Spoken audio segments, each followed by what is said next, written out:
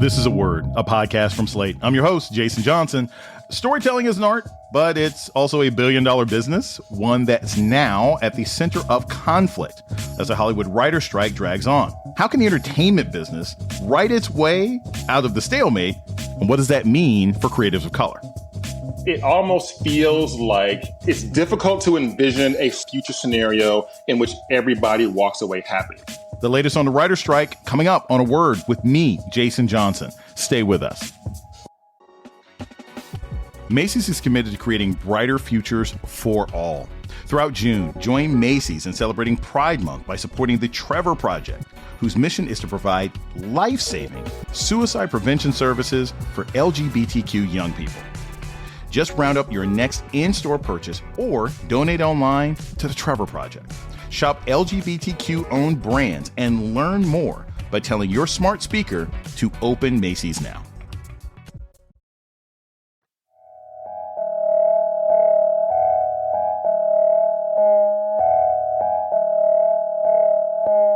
Welcome to A Word, a podcast about race and politics and everything else. I'm your host, Jason Johnson.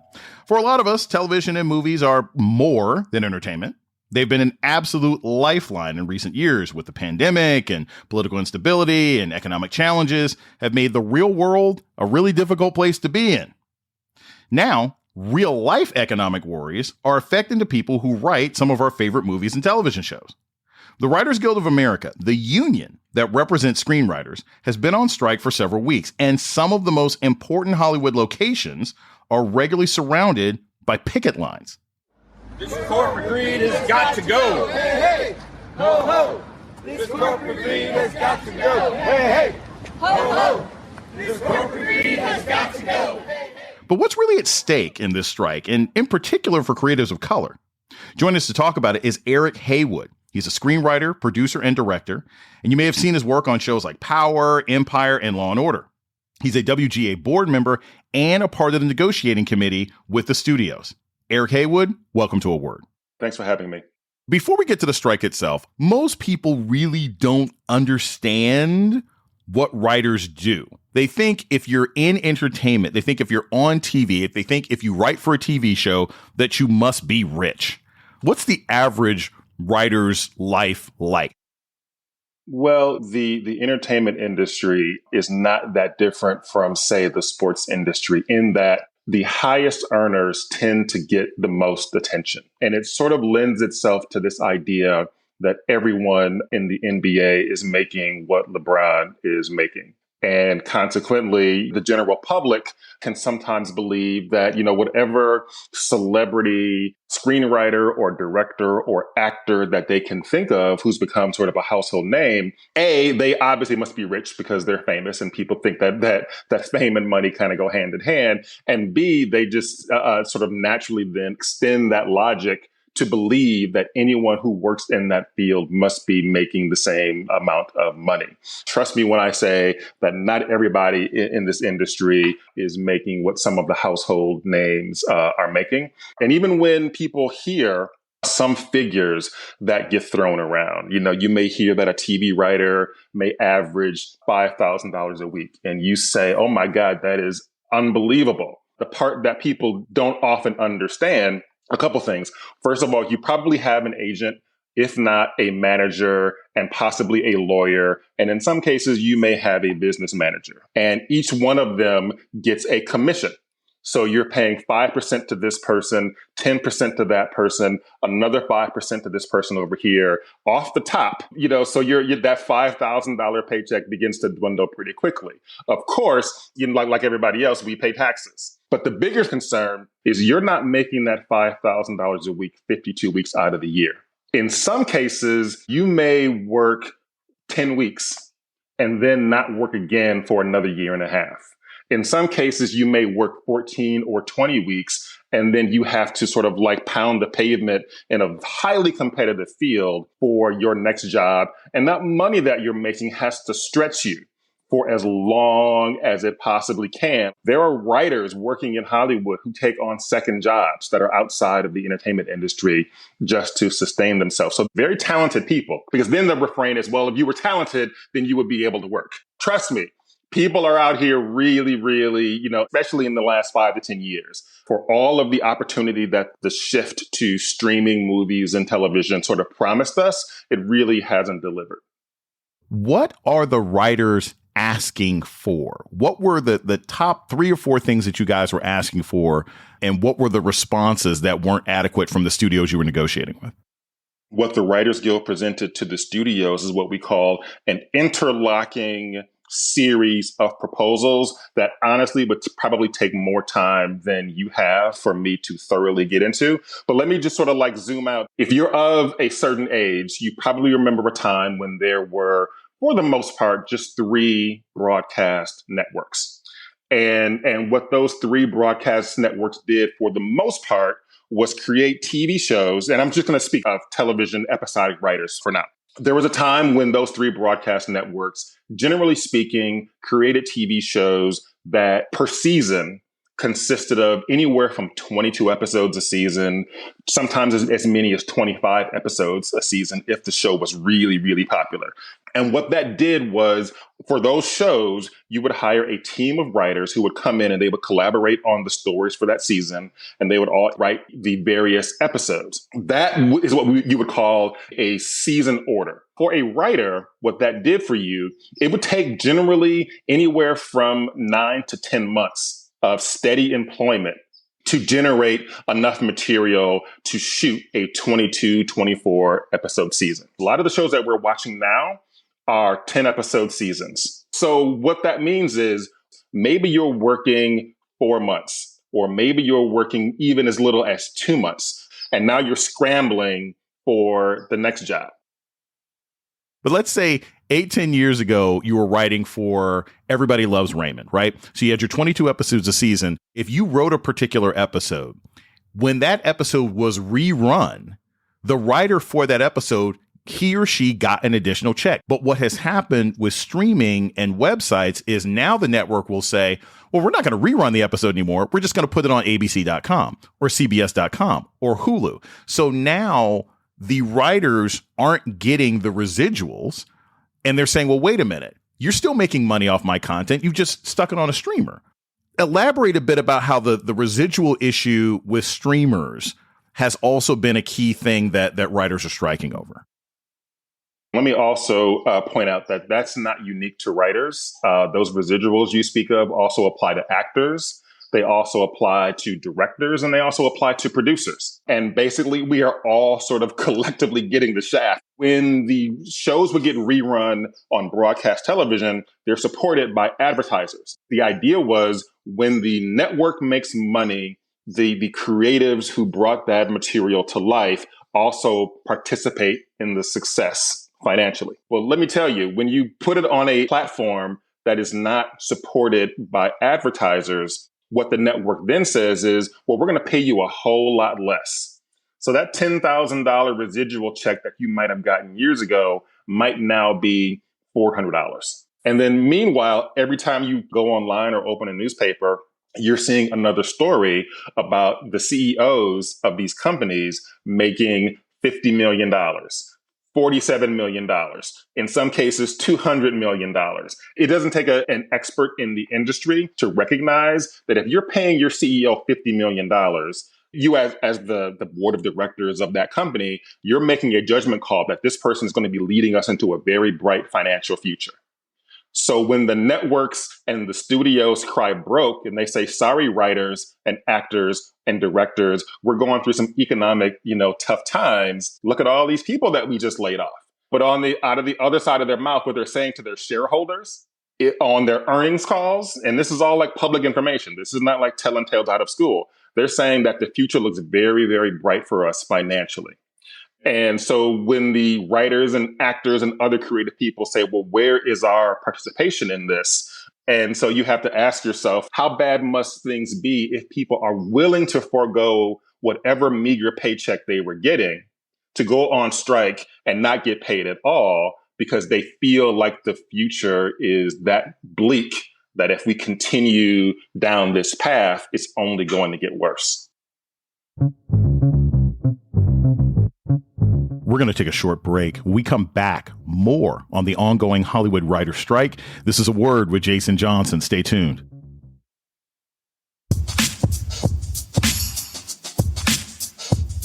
You're listening to A Word with Jason Johnson. Today, we're talking about the Hollywood writer strike with writer and WGA board member Eric Haywood.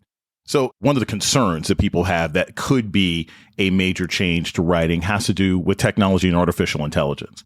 One of the things that writers are legitimately concerned about is that down the road, studios will simply say, I want you to write a rom-com with Timothée Chalamet and Mark Wahlberg and have it take place in 70s Milwaukee. And so a ChatGPT can produce that. Now, is it going to be good? No, of course not. It's going to sound terrible.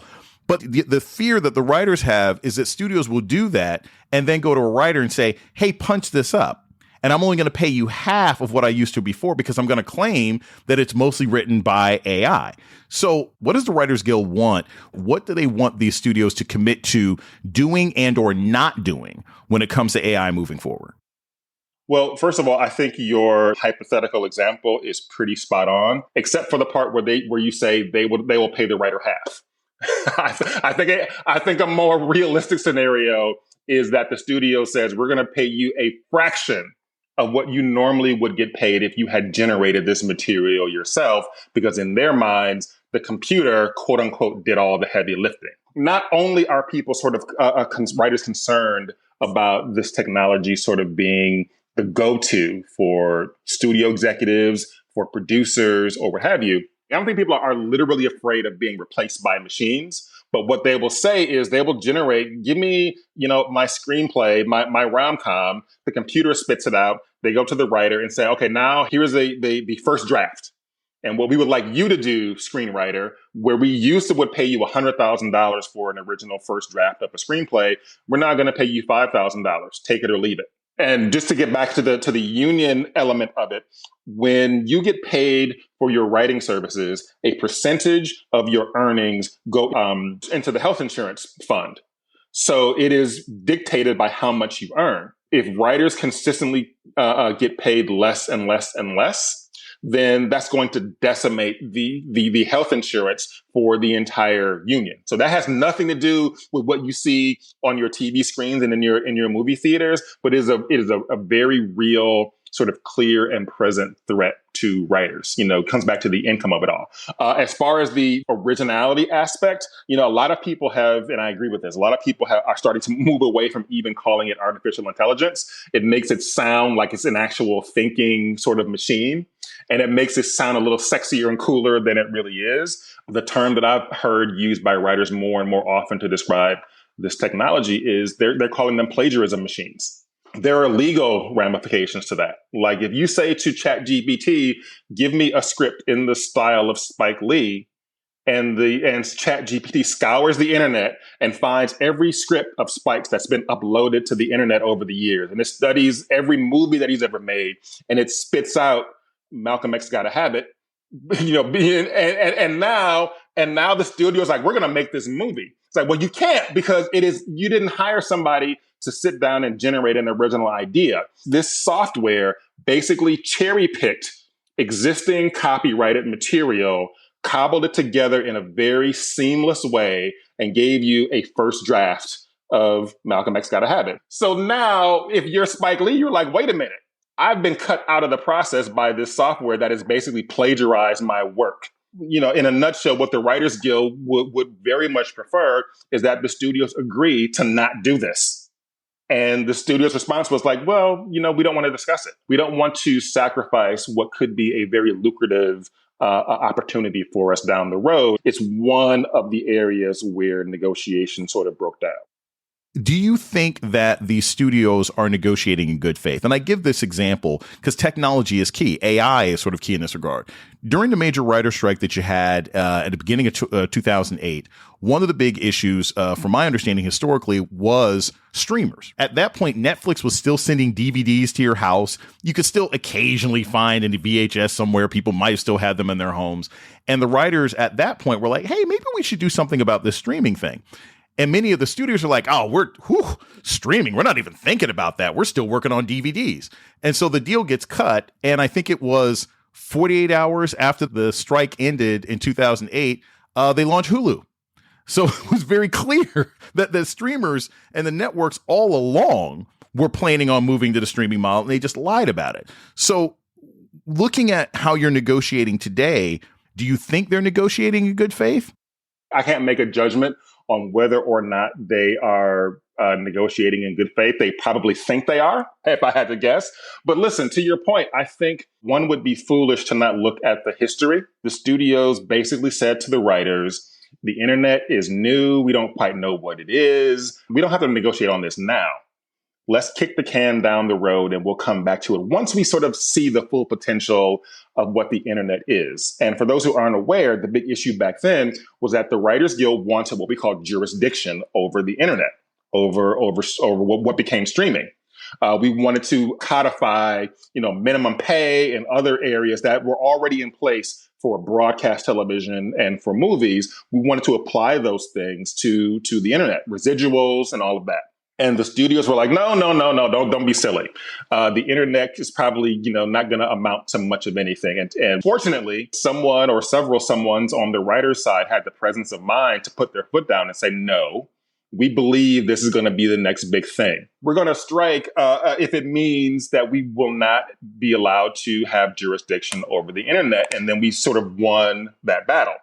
I think one would be foolish to not look back at that and at least assume conservatively that history could be on the verge of repeating itself, because the response to the AI plagiarism machine technology is very, very reminiscent of what they said about the internet back in 2007, 2008.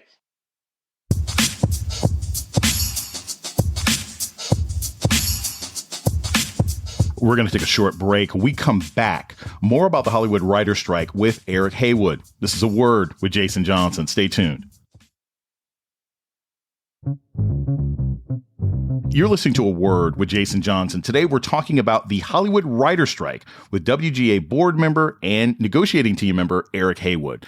How specifically does this writer strike or things that you're negotiating for affect Black writers? Because it isn't new that it is still an incredibly difficult industry for everybody.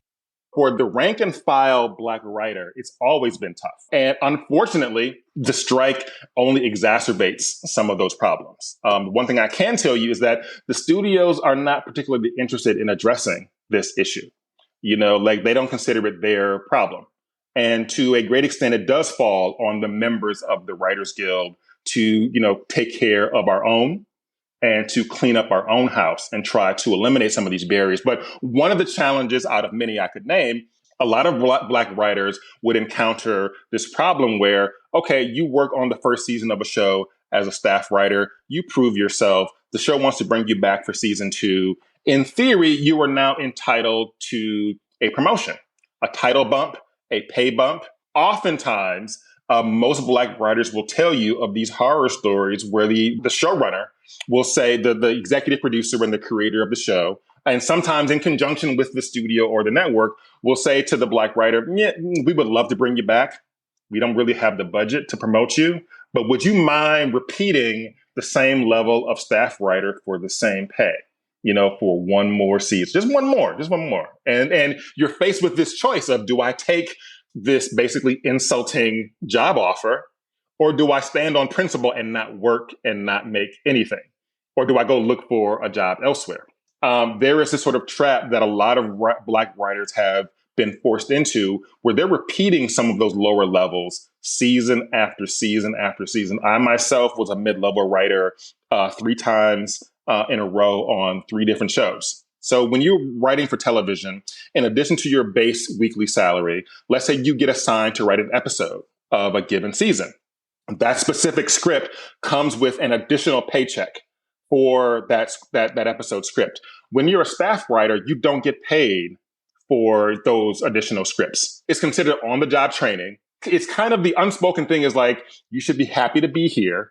So don't make waves. Be glad that your name is going to be on an episode of television that's going to air on TV. You're still going to get your, minimal weekly paycheck. And it's been a years-long battle for the Writers Guild to get studios to agree to pay staff writers for their individual scripts, which once again happens to be the lower end of the TV writing staffs, is where a lot of Black and brown writers tend to sort of get stuck in that sort of whirlpool. So finally, after many, many, many years of fighting this battle, in this round of negotiations, we finally were succeeded in winning the concession that staff writers will get paid for their scripts. In the last major writer strike that people remember, it's 2008. There was this guy named Barack Obama running for president against this woman named Hillary Clinton. Desperate Housewives was still a hit show on the air. And so when the writer strike happened, it was noticeable because shows were still in the middle of their seasons and they just stopped, right? There was television that was gone. You didn't have streamers back in 2008. Today, with so many consumers getting what they like from TikTok and from YouTube and from Instagram, and the fact that, there's 100 million hours of content on Netflix and Hulu and Apple Plus and everything else like that, when do you think the public may start to notice this strike? Because I've noticed the WGA has been able to shut down production. There have been several movies and TV shows where the directors and some of the staff are like, hey, I don't want to cross the picket line. So they've stopped production on shows. But what do you think is that threshold? When it starts to hurt the studios, they're going to come back to the table. When is this going to start hurting? It's hard to say. Nobody can say for sure. But what I can tell you is that it's going to happen in waves, and it's already begun happening. Because what everybody knows, who sort of works in the business or follows it, is that the first wave of shows to be impacted are the late night shows. Jimmy Kimmel, The Daily Show, SNL, all those shows went dark immediately because they're written literally almost daily, and they're produced in some case daily, if not weekly. So without writers, there's nothing for you to do except put on reruns. Shows like Abbott Elementary, I think the audience, the general audience is conditioned to expect new shows on broadcast networks in the fall. Those shows would be being written and filmed now so they can go through the whole editing process and be ready for the fall. They're not getting written now. So you may be used to your summer rerun. You may be watching Netflix or you may be watching, Amazon Prime while you're waiting for the big Grey's Anatomy cliffhanger from the spring to be resolved in August or September. But that's not happening because those shows aren't being written. You just don't know it yet. The showrunners of Stranger Things came out. Speaking of Netflix, yes, Netflix has, X amount of a catalog to keep its subscribers happy. But you have now what is arguably your flagship show. The creators of that show very publicly said, there will not be any more Stranger Things until the writer's strike is resolved. We stand with our guild. One of the concerns that a lot of people have, including some writers, is that, well, a lot of these companies like Netflix and like, Disney Plus, they have tons and tons of content. They can withstand a strike for maybe longer than the writers can afford to be out on the picket line. But the way I see it is that if all Netflix needed to be a successful company was its back catalog, they wouldn't be making new shows. They wouldn't be making The Diplomat and Stranger Things and everything else. If they didn't need it, they wouldn't do it. So the idea that the pipeline is beginning to dry up at a certain point is going to have an impact. This is really one of the biggest weapons that a labor union like ours has. We don't just go on strike and, go picket a few times a week and then go home and pout. We consider this the next phase of our negotiations. So when people ask me, well, what are you guys doing? It's like, we're actually doing quite a bit. What I've seen and what I think we're going to continue to see, once again, is these network CEOs, they can't go out and publicly say with the whole world watching, we're screwed because of this writer strike. We got about 3 more months before, it hits the fan. They can't say that. With the whole world watching, with Wall Street watching, they have to go out and say, we are very well positioned for this strike. It doesn't affect us at all. At a certain point, you can only pull the wool over the audience's eyes for so long. There's no target date. Like the audience is going to get fed up on August 15th. Like it's not that. It's like the fact that we don't know that drop dead date works to our advantage because it means the studios and the networks don't know it either, which is the best way to apply pressure. We didn't just storm out in a huff and declare a strike. We're waiting for them to come back to the negotiating table and, to your earlier point, negotiate in good faith. Because when there are a number of issues that they refuse to even engage on, well, you're not ready to have a serious conversation. Eric Haywood is an entertainment writer, director, and producer, and a board member for the Writers Guild of America and part of the negotiation team. Eric Haywood, thank you so much for the work that you're doing. Thanks for joining me today on A Word. Thank you for having me. And that's A Word for this week. The show's email is aword@slate.com. This episode was produced by Ahyiana Angel. Ben Richmond is Slate's Senior Director of Podcast Operations. Alicia Montgomery is the Vice President of Slate Audio. Our theme music was produced by Don Will. I'm Jason Johnson. Tune in next week for A Word.